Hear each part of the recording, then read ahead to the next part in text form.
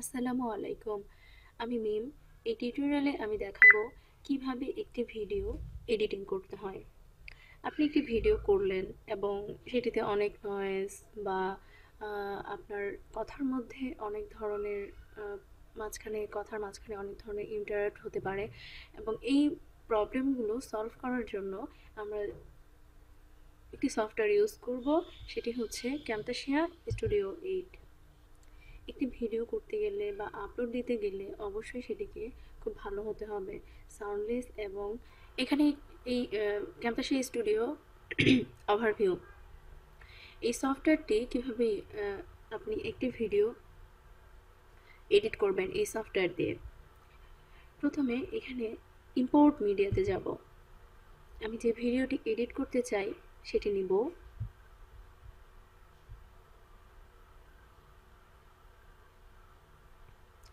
সেই ভিডিওটি আমি এখানে ইম্পোর্ট করলাম। এই ভিডিওটিকে এর ড্র্যাগ করে আমি এখানে এনে দিলে এখানে দেখা যাবে, এখানে সাইজ দেখাচ্ছে। তো আমি সাইজটা চেঞ্জ করে দেব আপনার ইচ্ছা মতো আপনি সাইজ চেঞ্জ করে দিতে পারবেন। আপনি যদি চান ল্যাপটপের জন্য এই 1366 768 এই ডাইমেনশনটা ঠিক আছে। এরপর আপনি অটোমেটিক অথবা আপ টু 720 পিক্সেলও দিতে পারেন, এটাও দিতে পারেন। ওকে করব। এখানে দেখাচ্ছে যে আমি যখন কথা বলেছি তার ওয়েভটা দেখাচ্ছে। এখানে আমার ভিডিওর যে সাউন্ড আছে সেই সাউন্ডের ওয়েভটা এখানে শো করছে, এবং যেখানে যেখানে সাউন্ড নেই সেখানে কোনো ওয়েভ নেই। তো আমাদের ভিডিও এডিট করতে একটা জিনিস করতে হয় যে আপনি চাইলে এই সাউন্ডলেস জায়গাটি আপনি ডিলিট করে দিতে পারেন বা কাট করতে পারেন। এবং প্লে করলাম আমি। এখন দেখা যাচ্ছে যে এই অংশটুকু আপনি কি করে কাটতে পারেন। এই অংশটুকু আপনি চাইলে এখানে ড্র্যাগ করে এই অংশটুকু এভাবে মার্ক করতে পারেন। মার্ক করে কাট করলেই এই জায়গাটা কাট হয়ে যাবে। আমি এই জায়গাটা মার্ক করলাম। এই জায়গাটা মার্ক করে আমি এই জায়গাটি কেটে দিতে পারি। এই জায়গাটা কাট করে দিলাম। তাহলে আমার এই অংশটুকু বাদ হয়ে গেল, এবং যে অপ্রয়োজনীয় অংশগুলো সেগুলো দরকার নেই। এরপর কোনো জায়গায় যদি আমার সাউন্ড বেশি হয়ে গিয়ে থাকে বা নয়েজ হয়ে থাকে, এই অংশটুকু আমরা কেটে দিতে পারি,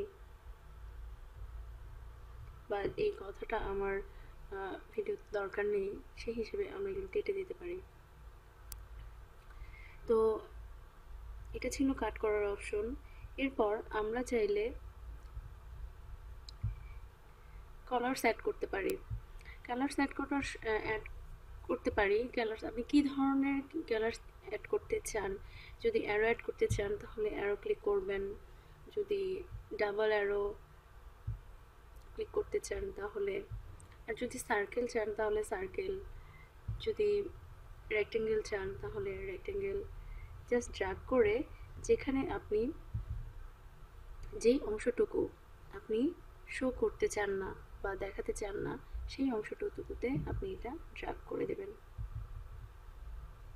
এখন ড্রপ করলে ধর আমি গুগল অংশটুকু যদি দেখাতে না চাই তাহলে এই অংশটুকুতে আমি ড্র্যাগ করে দেব, এবং এটি সেভ হয়ে গেল। এবং কত সময় থেকে কত সময় পর্যন্ত এই অংশটুকু এখানে থাকবে, যেমন এখানে দেখাচ্ছে যে এই সময় থেকে এই সময়ের মধ্যেই শুধুমাত্র এই গুগলটা হাইড করা থাকবে। আমি চাইলে সম্পূর্ণ অংশটুকুতে গুগল লেখাটা হাইড করে দিতে পারি, এবং আপনার যতক্ষণ প্রয়োজন আপনি সেটা এভাবে একটা লেখা বা একটা অংশ আপনি হাইড করে রাখতে পারেন। এরপর সাউন্ড ইফেক্ট। আপনি অডিওতে গেলে এখানে দেখাবে যে সাউন্ড ইফেক্ট। আপনাকে সাউন্ড ইফেক্ট অবশ্যই আরেকটা জিনিস করতে পারি, সেটা হচ্ছে যে জুম ইন করতে পারি। আমার এই সময়ে এই জায়গাটাকে জুম করা দরকার, যেই জায়গাটি জুম করা দরকার আমরা সেই জায়গাটাকে মার্ক করব এইভাবে।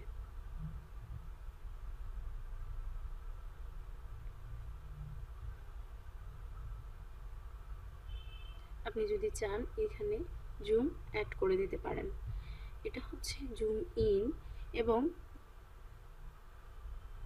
আপনাকে জুম আউট করে দিতে হবে, তা না হলে জুম ইনটা কাজ করবে না। এই পর্যন্ত জুম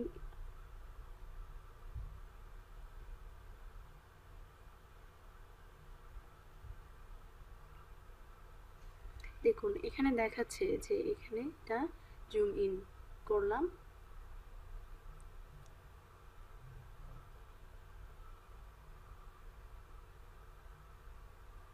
এবং এখানে এসে আমাদের জুম আউট হয়ে গেছে।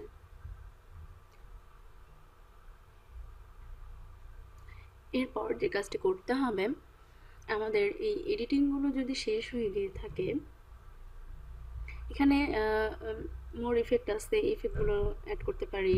ট্রানজেকশন আছে, যে কোনটা কিভাবে ভিডিওটা আসবে বা এটা দেখাইছে, যদি আপনি ফ্লিপ দেন তাহলে ফ্লিপ হবে।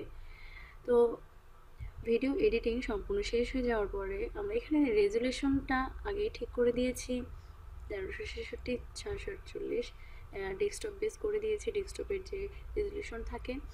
এবং সবশেষে যে কাজটি করতে হবে সেটা হচ্ছে produce and share. Produce and শেয়ারে গিয়ে আমাকে এখানে যেতে হবে, আমি কোন ফাইলে সেভ করতে চাই। MP4 with smart player up to 720 pixel আমি এটা দিতে পারি, অথবা MP4 উইথ ভিডিও প্লেয়ার এটাই দিলাম। দিয়ে নেক্সট করব, এবং প্রোডাকশন নেম, ভিডিওটি আমি কি নামে সেভ করতে চাই সেই নামটি দিলাম। সেই না, এখন এখানে বলছে যে ফোল্ডার, কোন ফোল্ডারে আমি এটি রাখতে চাই বা সেভ করতে চাই সেটি লোকেশন দিয়ে দেব। এরপরে ফিনিশ।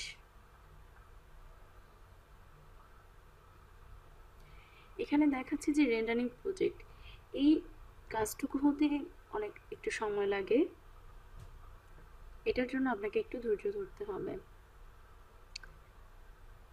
এবং এই রেন্ডারিং যখন কমপ্লিট হয়ে যায় তখনই আপনার ভিডিও ফাইলটি সেভ হয়ে যাবে, এবং যে লোকেশনে আপনি ভিডিও ফাইলটি সেভ করেছেন সেই লোকেশনে গেলে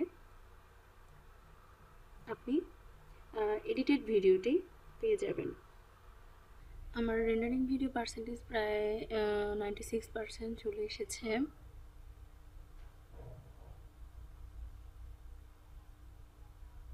তো 10-15 মিনিট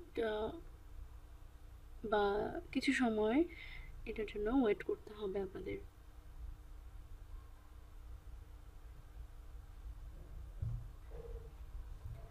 রেন্ডারিং ভিডিও 100% হয়ে গিয়েছে। এখন আমার দেখাচ্ছে ফিনিশ, আমি ফিনিশ করলাম।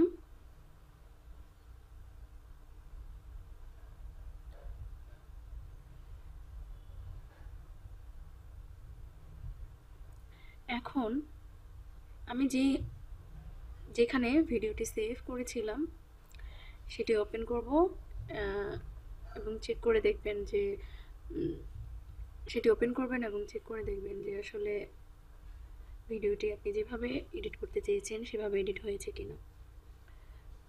তো এই ছিল আজকের টিউটোরিয়াল। ধন্যবাদ সবাইকে।